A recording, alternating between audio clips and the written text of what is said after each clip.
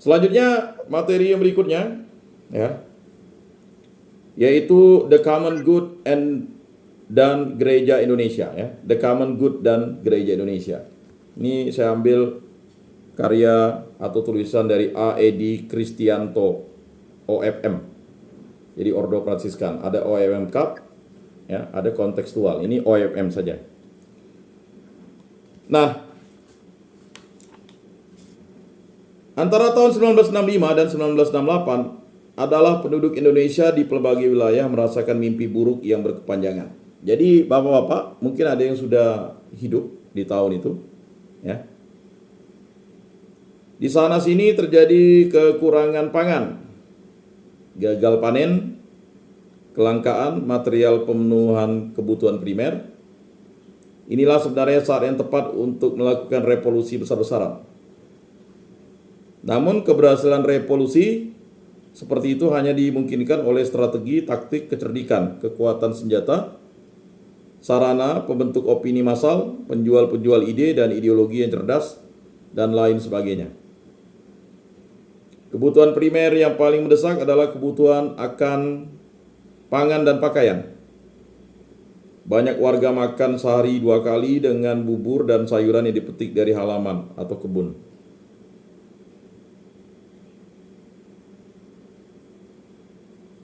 Sabun, minyak, tanah, beras dijatah. Perut anak-anak membuncit, tanda kurang gizi dan busung lapar. Sulit dibayangkan saat itu bagaimana warga kota memenuhi kebutuhan hidup mereka. Di sejumlah komunitas gerejawi mengadakan pasar murah ala kadarnya. Ya, kita kembali lagi ya. Jadi saya ulangi lagi. Ya, antara tahun 1965 dan 1968 adalah penduduk Indonesia di pelbagai wilayah merasakan mimpi buruk yang berkepanjangan. Di sana sini terjadi kekurangan pangan, gagal panen, kelangkaan material, pemenuhan kebutuhan primer. Inilah sebenarnya saat yang tepat untuk melakukan revolusi besar-besaran. Namun keberhasilan revolusi seperti itu hanya dimungkinkan oleh strategi, taktik, kecerdikan, kekuatan senjata, sarana pembentuk opini massal, penjual-penjual ide dan ideologi yang cerdas dan lain sebagainya. Kebutuhan primer yang paling mendesak adalah kebutuhan akan pangan dan pakaian ya. Mungkin bapak-bapak yang sudah lahir tahun 60-an ya, merasakan itu ya. Banyak warga makan sehari 2 kali dengan bubur dan sayuran yang dipetik dari halaman atau kebun. Sabun, minyak, tanah, beras dijatah waktu itu ya. Tahun 65 sampai 68 ya. Perut anak-anak membuncit, tanda kurang gizi dan busung lapar. Nah, kalau sekarang perut kita membuncit karena kita mungkin banyak makan daging dan lemak ya. Lalu sulit dibayangkan saat itu bagaimana warga kota memenuhi kebutuhan hidup mereka. Di sejumlah komunitas gerejawi mengadakan pasar murah ala kadarnya. Di sini diobral pakaian bekas, bulgur yang didatangkan dari mancanegara. Mungkin yang pernah di asrama pernah makan bulgur ya. Siapa tahu. Kemudian ada pakaian-pakaian bekas ya. Itu menjamur dulu tuh. Pernah muncul isu mengenai perpindahan agama hanya lantaran di gereja Katolik atau gereja Kristen ada pembagian bulgur. Jadi isu Katolik bulgur atau Kristenisasi bulgur. Ini ramai dibicarakan terutama di lingkungan luar gereja yang tidak secara langsung mengetahui serba terbatas seluk-beluk bulgur dan pendistribusiannya. Seakan iman dapat diruntuhkan dengan proses amal kasih karitatif seperti pembagian bulgur. Nah, jadi misalnya di kampung pembagian baju bekas pindah dia, ya kan, menjadi Kristen semua atau menjadi Katolik semua. Nah itu, ya, mencari tambahan anggota gereja melalui bantuan amal kasih sama dengan merendahkan iman gereja. Ya, kita dengar waktu itu beberapa minggu yang lalu atau beberapa bulan yang lalu, ya kan, panti asuhan mengeksploitasi anak supaya dapat bantuan. Ya. Jadi melalui bantuan amal kasih sama dengan merendahkan iman gereja. Ini tidak sadar ya terjadi. Seakan iman dibarterkan dengan kebutuhan material. Jadi saya menjadi Kristen, saya menjadi Katolik karena dapat pakaian bekas atau bulgur atau disekolahkan, ya kan? Itu pernah terjadi itu. Untuk menjawab orang seperti itu agak aneh memang. Ya. Iman ditukarkan misalnya dengan materi. Sebenarnya tidak bisa begitu. Ya. Nah, ini kritikan bagi kita yang beriman karena bulgur, pakaian bekas, ya kan, karena bonbon, ya kan, atau mungkin karena melihat ya pastornya seperti dewa, ya kan, atau karena disekolahkan dan sebagainya. Itu memang di kita, khusus di Kalimantan ini atau Kalimantan Barat ini ya terjadi mungkin. Karena yang menjadi Kristen itu kan baru 3 generasi lah. Contohnya saya, kakek nenek saya itu menjadi Katolik itu sudah dewasa, sudah menikah. Ya. Bapak saya menjadi Katolik sudah dewasa. Ya kan, remaja. Barusan saya lah yang menjadi Katolik itu ketika dibaptis, bayi. Begitu juga dengan anak saya, ya 4 generasi lah. Ya. Sama, semua terjadi nih. Nah, jadi seakan iman dibarterkan dengan kebutuhan material. Kalau toh menjadi perpindahan agama karena pembagian bantuan, itu berarti motivasinya tidak luhur dan rapuh. Pak Atis minta waktu itu, tolong Pak kasihkan materi yang bisa menyadarkan teman-teman nih. Kalau hadir ke gereja tuh kalau tidak ada pembagian makanan tuh tidak ramai katanya. Ya itu tinjauan kritis Pak Atis kan. Nantilah saya bilang. Saya kasih dasar landasan filosofis ya dulu. Ya itu bagus. Artinya ya kan, Pak Atis paham bahwa beriman itu bukan karena dikasih bantuan, sabun, odol. Itu kan orang membagi berkat itu karena keikhlasan. Bukan untuk menjadikan kita tetap setia kepada Kristus. Itu sia-sia saja. Kalau kita ingin setia terhadap Kristus, ya harus mengikuti jalan salib Yesus. Penderitaan yang penuh sukacita.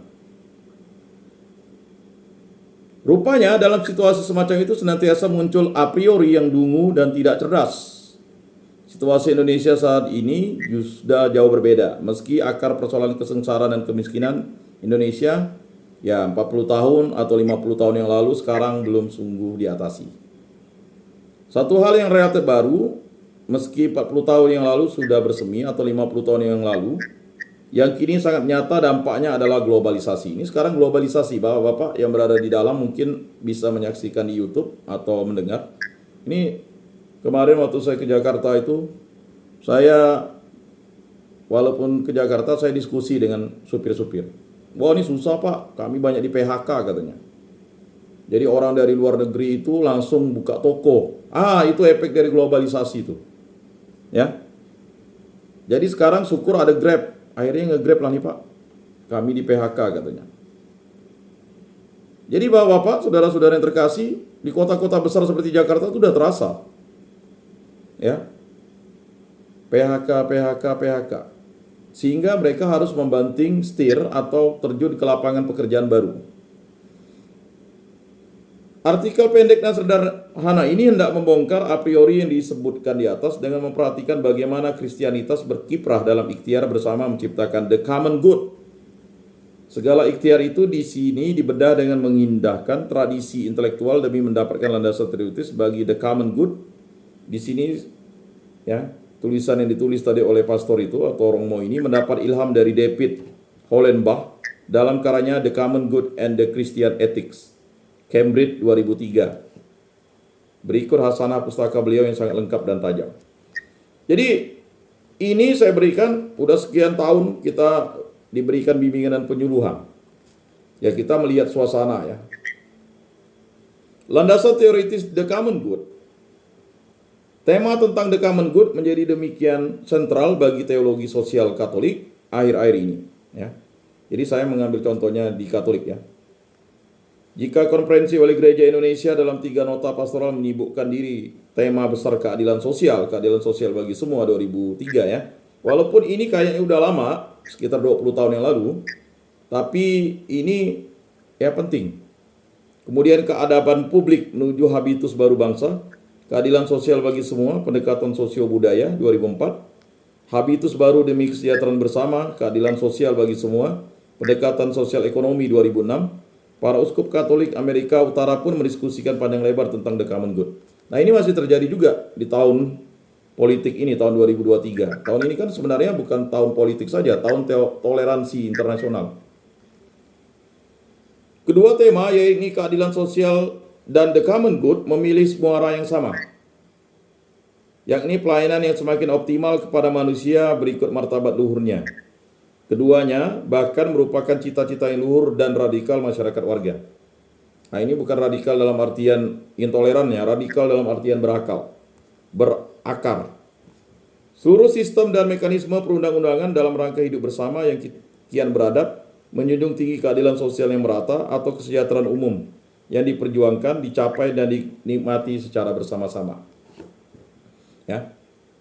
Jadi misalnya bahwa Bapak merasakan mungkin ada kawan-kawan yang menerima hukuman, ya kan, karena aturan-aturan baru, itu kan karena the common good itu. Tetapi ada juga yang tidak menerima, ya, mengapa? Why? Mengapa ada diskriminasi?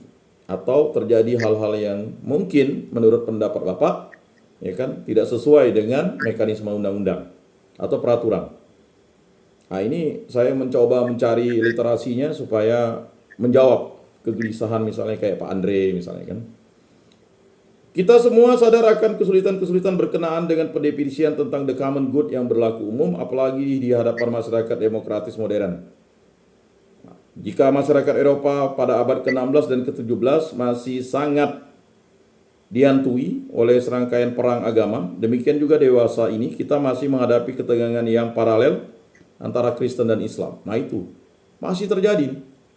Padahal sebenarnya ini adalah suatu hal yang tidak penting dan tidak boleh terjadi lagi sebenarnya. Ya.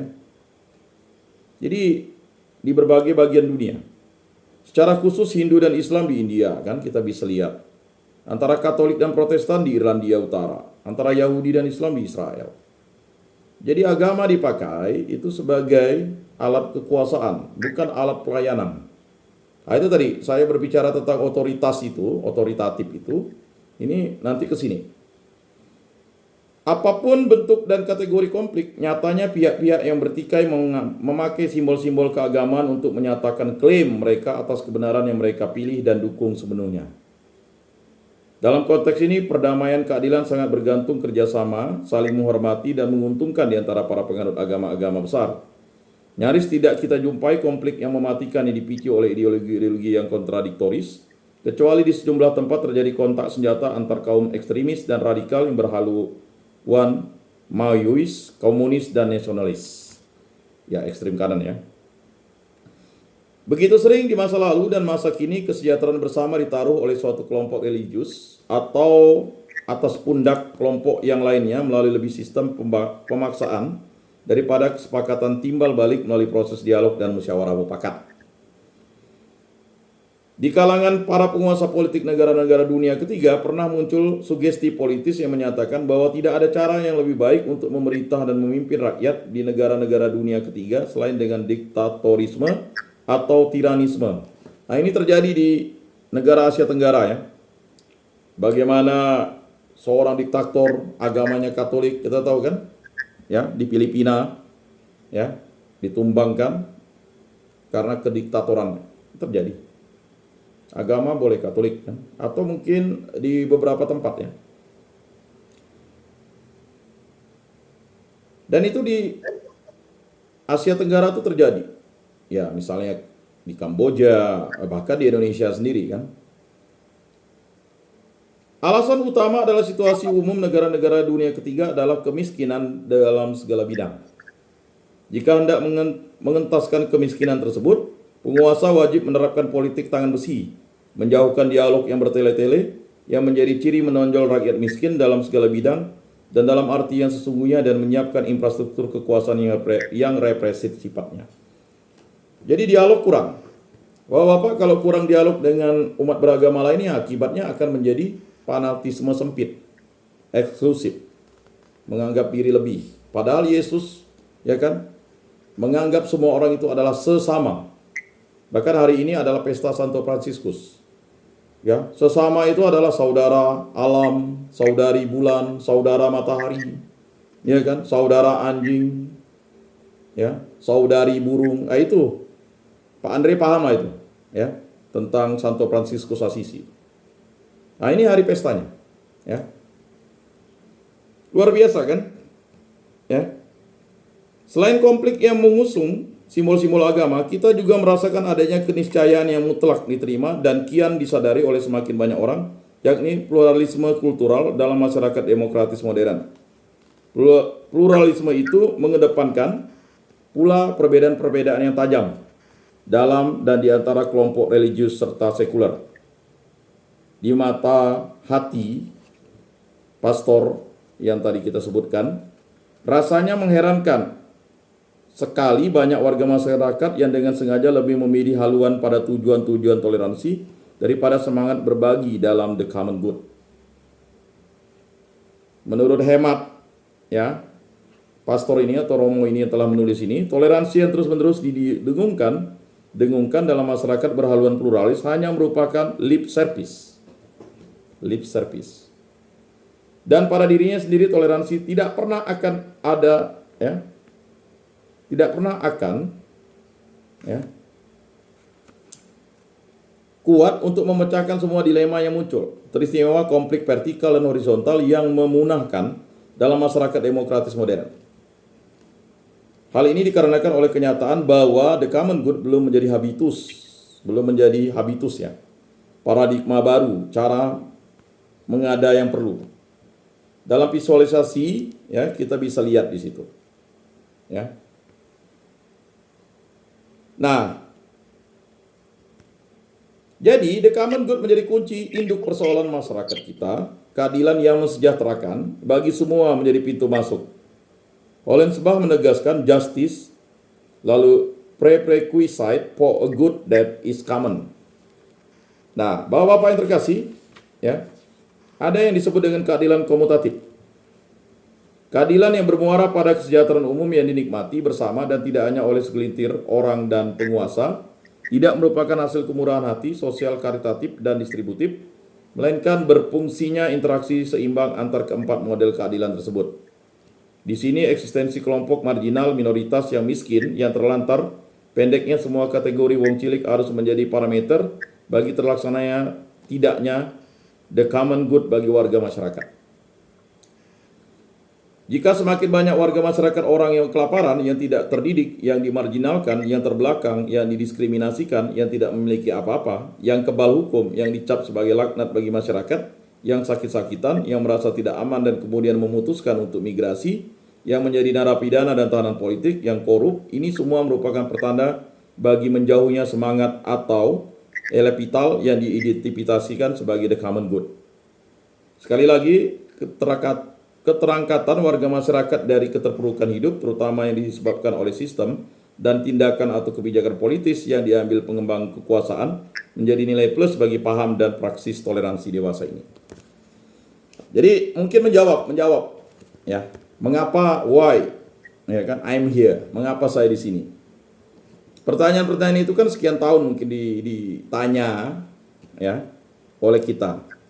Jadi saya ingin menjawabnya, ya, dengan membongkar dulu atau mengudar, ya. Sebenarnya nanti muaranya nanti ke moderasi beragama, ya. Nah, apakah memang tinggal 1 menit? Betul ya Pak Andre? Hah? Ya. Ya masih Pak. Ya Pak, jam 4. kita ada persiapan langsung ke Baik. masing-masing. Baik. Makanya kita harus sesuai dengan mekanisme waktu. Terima kasih untuk kehadirannya, semoga bermakna dan bermanfaat. Nanti kita lanjutkan minggu depan.